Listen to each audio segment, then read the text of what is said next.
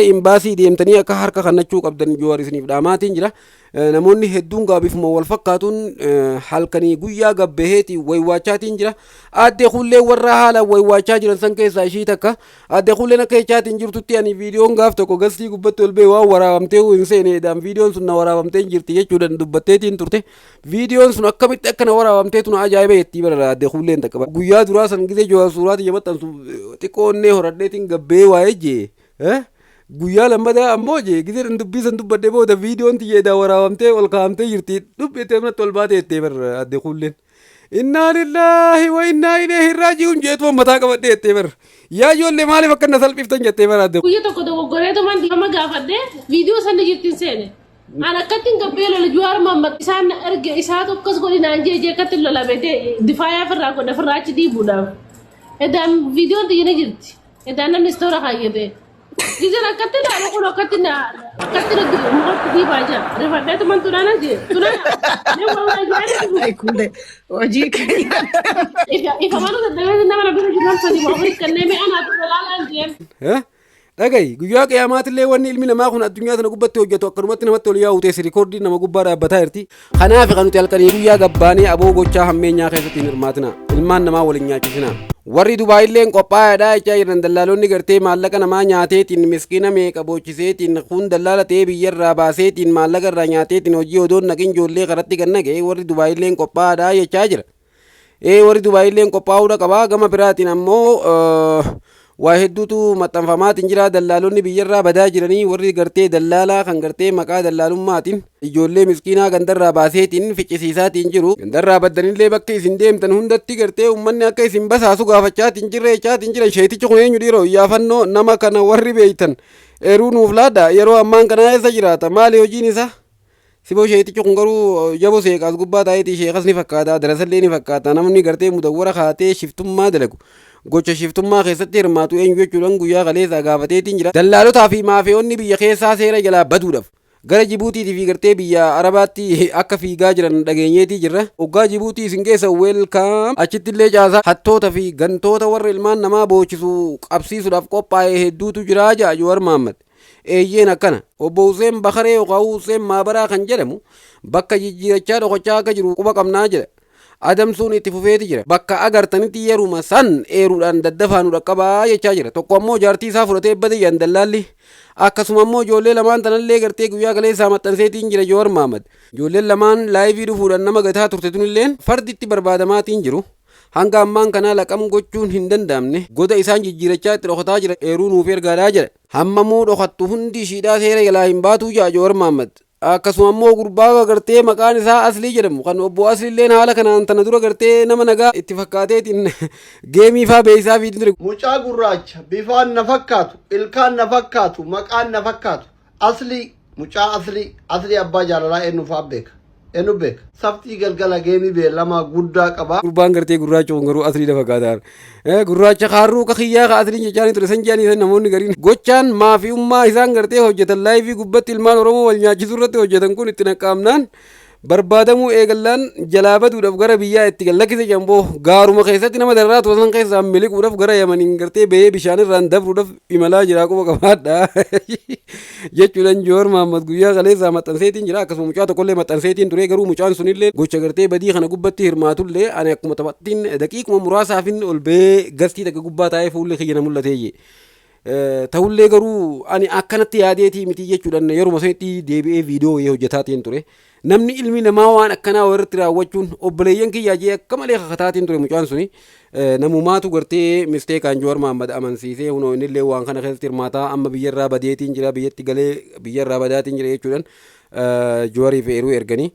Ta'ullee garuu mucaan hoggasuma gabbee awoo obboleessu hangaafa misteekan waan kana akkan hojjechaa ture hoggasuman irra deebi'ee viidiyoo biraa hojjedhee maxxanse yaa Jawaar keenyaamee waan kana keessa na laalaa jeetiin kadhateetiin viidiyoon suuraan isaa maxxanfamte sun achi gubbaa kaateetiin jirti. Namoonni tokko tokko warri gartee gara laafina misteeka hojjechuu hubatee the same time odoon turin yeruma sanitti gabbeetiin dhiifama gaafateetiin namoota kana balaaleffataatiin ture keessaa nama tokko ta'uu isaatiin najaabee suuraan isaa achi gubbaa kaafamteetiin jirti jechuudha.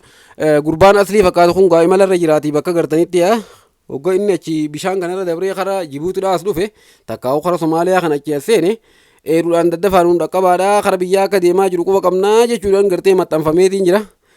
Maqaan isaa Aslii Abbaa Jaalalaa jaasa hin beekon waan akkasiitiin isaa nuun dhaqqabaa jeetiin jira. Abbootii qabeenyaa gurguddaa fi qondaalota ol aanoo maafiyootaa fi dallaalota miskiina biyyoota arabatti ergan karaatti ukkaamsuudhaan dararanii maatii saaman duubaan jiranillee eeruu arganneeti jirra. Hunda isaanii karabaataa irraa baafneetiin VAT irraa buufneetiin isiniif saaxiluudhaaf qorannaa cimsinee itti fufneeti jirra.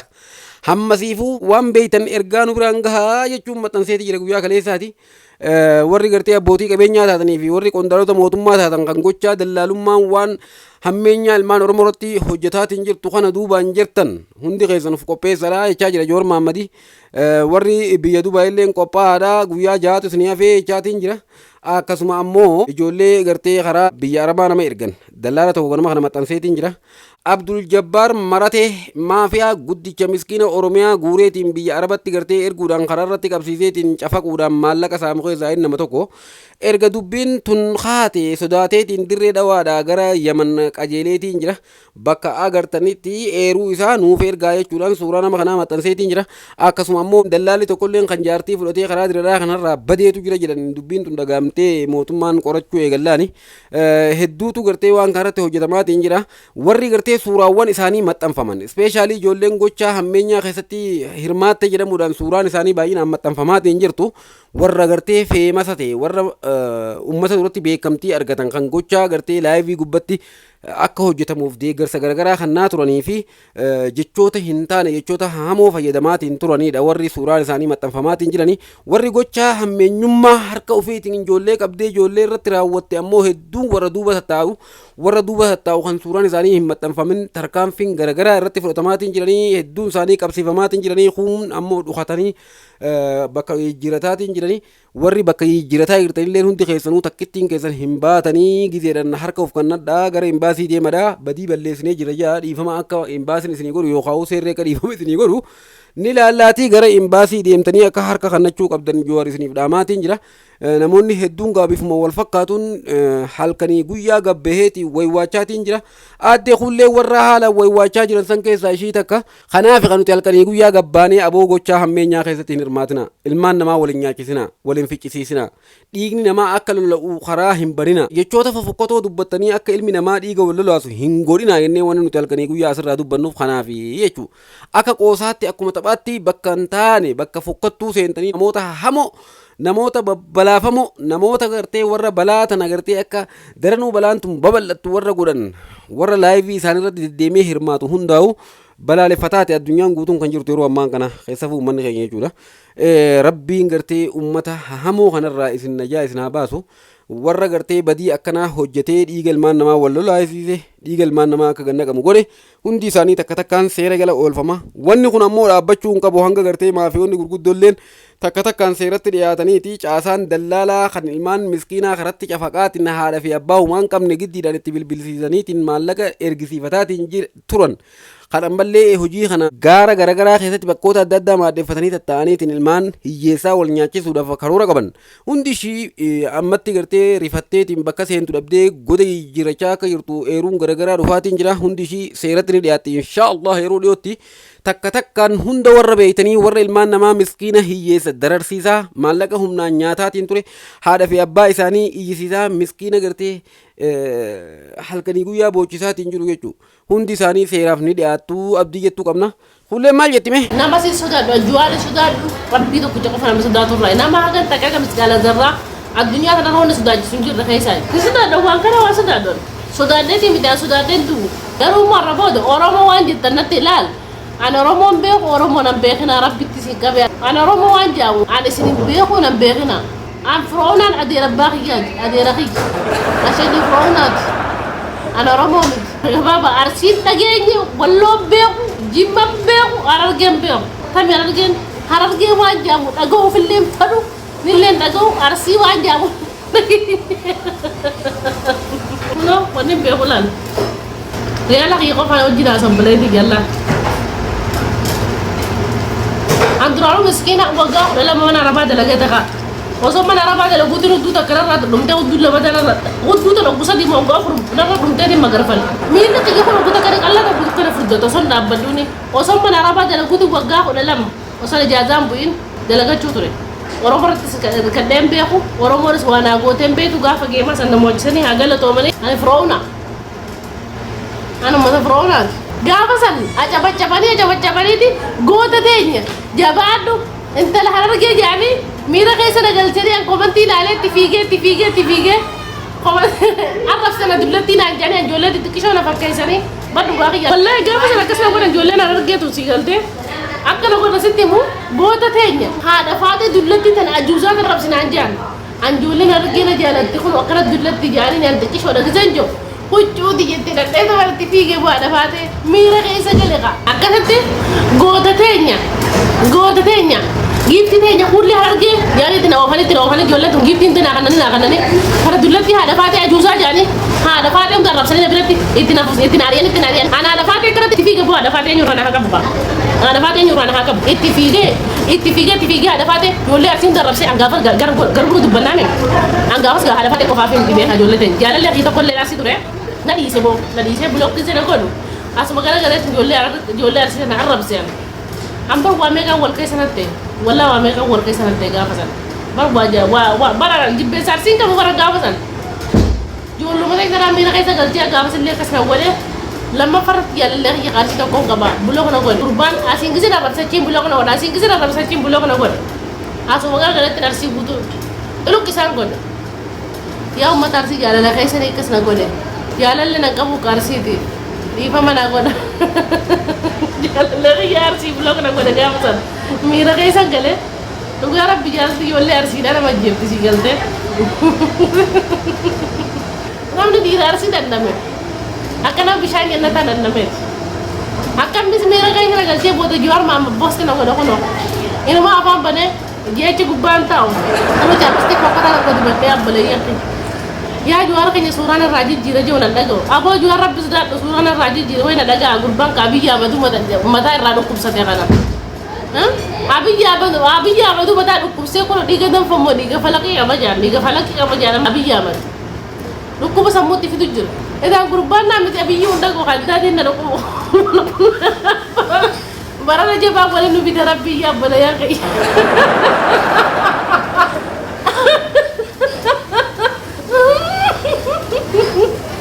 jaba bi rabbi ono jabanu bi te jabana kaste matan ngalo jirab bala ya kai hafarso shariani jabs usmay shariani jabs shariat chunga simi na bega warra fanin bin simi kardi yolle jabs ta kono gara galte gara taw jirti me gurba ko bakay sangale be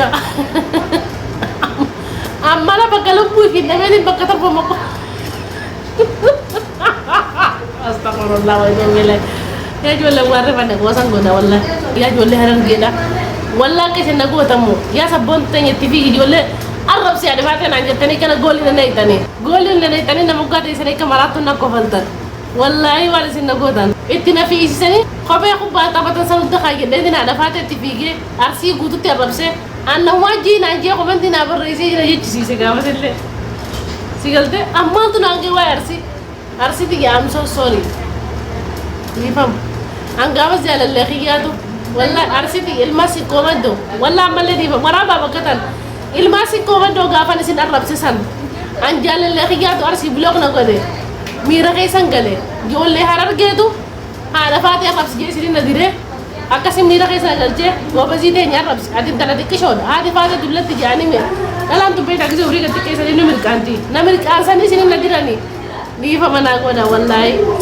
ni fa me masi komando wallahi billahi ni fa ana rabu de tersi komando na amana ديفهم والله ديفهم إذا جللت كسينا مسخرانستي جللت جولي أرسينا سخرانستي قربان برس ونجا وججرو نا بلوغ نقول تاكيزنا جيم سنجرا تلاقو إيمو كبي بلوغ نقول كسينا نيمو تلاقو وسابي بلوغ نقول كسي وسابي تلاقو سناب بلوغ نقول أي سباق يتلاقو هو تشوف الرافع جاتنا جولي أرسينا الرابط نكو يتخاسبو فرجال الليتي مديني سخراني جالنا سخرانسي برجال راكس بده دلتي ما جدا كمان دلتي ودنا أوسي أيه أوسي آمين أما في ويا لما دافت تندلو يا بلي سقيا كان تيتنا آمين إن جا آمين أنا ما ينفع يا بلي سقي يا إما كنا ما جيش تركيتين جرا أنا ما كنا ما ندت أما لسرني ساب ندتين جرا آمين والله بقى ناجت بلي سقي دولتي سيدا نادي بي لا تنتجي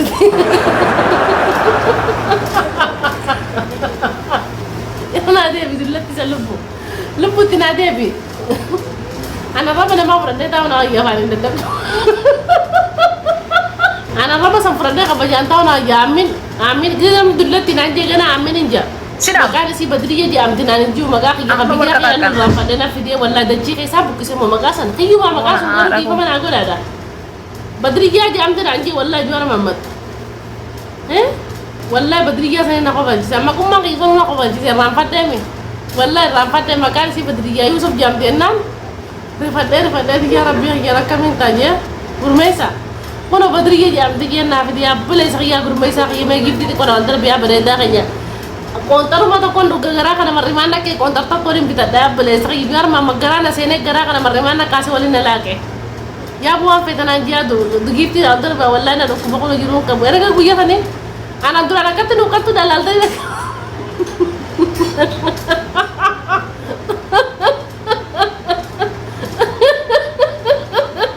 ana katnu kada punyal da kai sabi la batu kuma wallahi punyal yi kuna kana da mena la kilo sadi bokinga kuno rabu se juara mamad kilo se mo jara rabu se bele ya kiye me gift na darpa kana kilo me kana rabu te ting ho kade oro mo tanu marat mo mau katelle na njet kana fi ko mar mane na jira wala mar kanya tu jira kuno la anda mane de wodole to mamene be ko bele ya ki makinal le na de be takka mi di saka juara mamman na di de sa nam na mi dem be ana mama rima ki ko junu nan kam kuno mar kana ko dan ya kana wadalati taka kontar kana na ubasan talba kontar kana na ubasan kana ogay din na shukum dana bela desi grup ba ay sana sene be ko wallahi an sanu din kana to ko wagat ro bage wallahi jual mama jazara bi ya qabal akana marima kana kay sana dim grup ba wallahi an jual gadi dia marima kana kay sana dim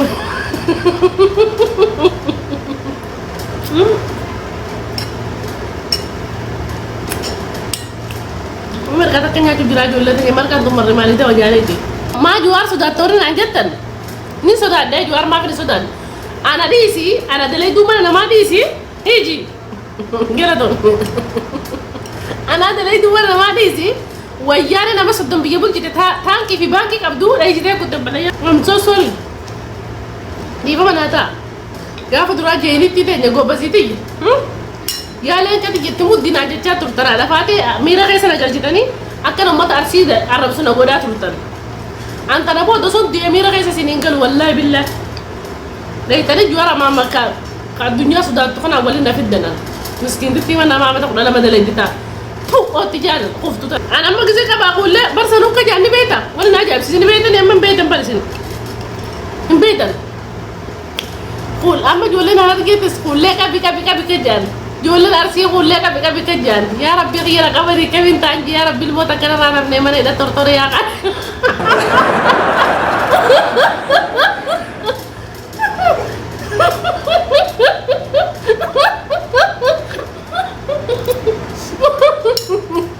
يا ربي غير المو ولا نام بسود